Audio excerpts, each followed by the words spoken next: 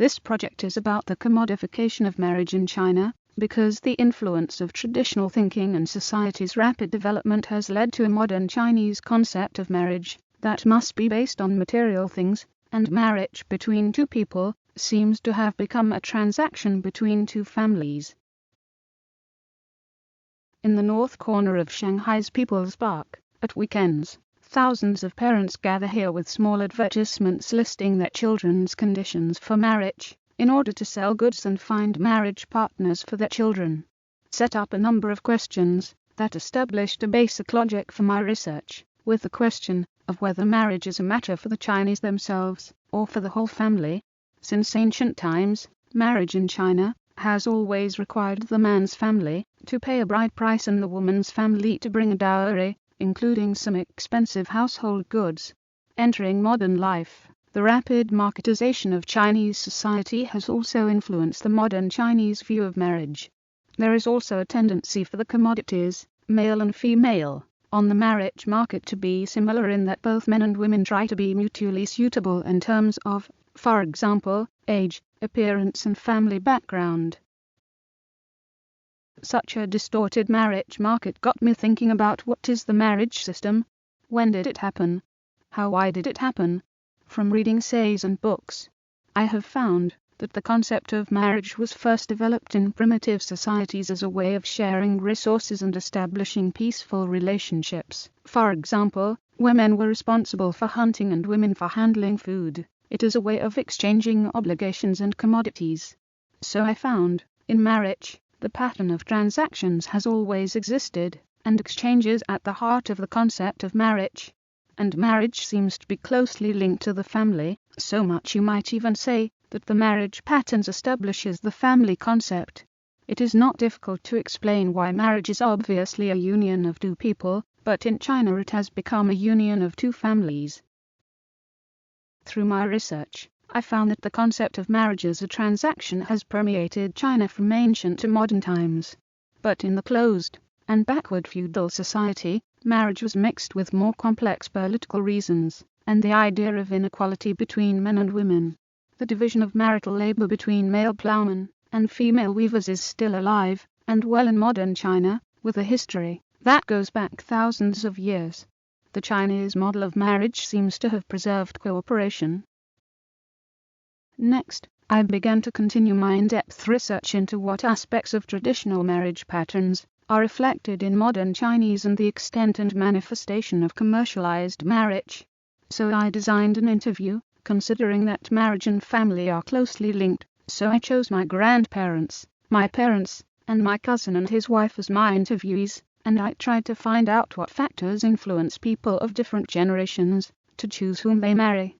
From this interview, the development of the Chinese economy is the main reason for the increasing commodification of marriage.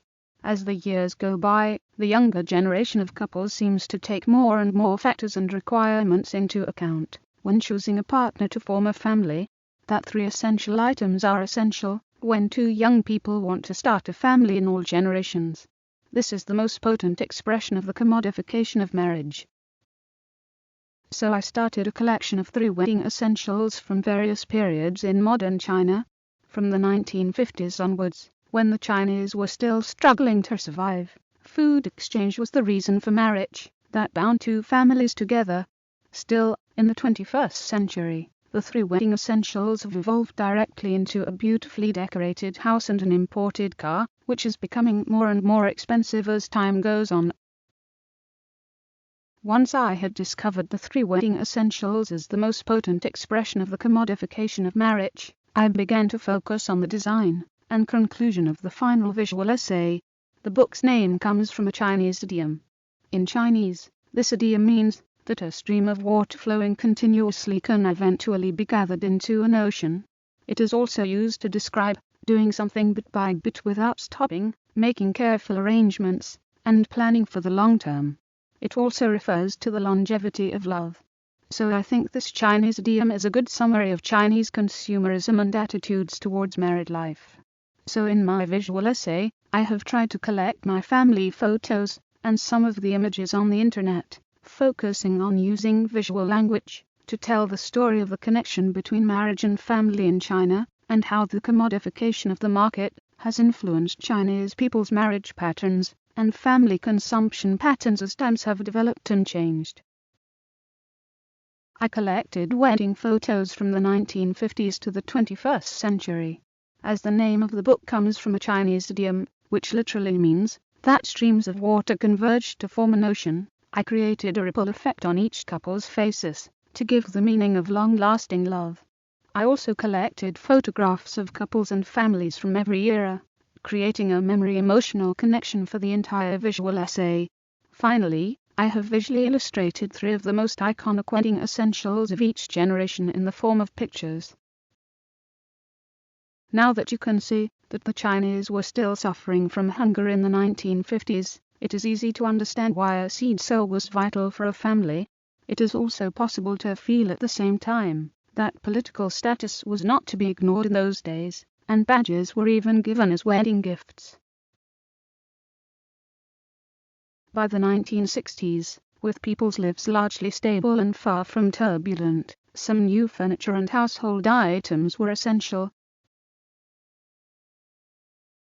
In the 1970s, as ordinary families could not be photographed during the Cultural Revolution, the images I have collected date from after the end of the political campaign in 1978.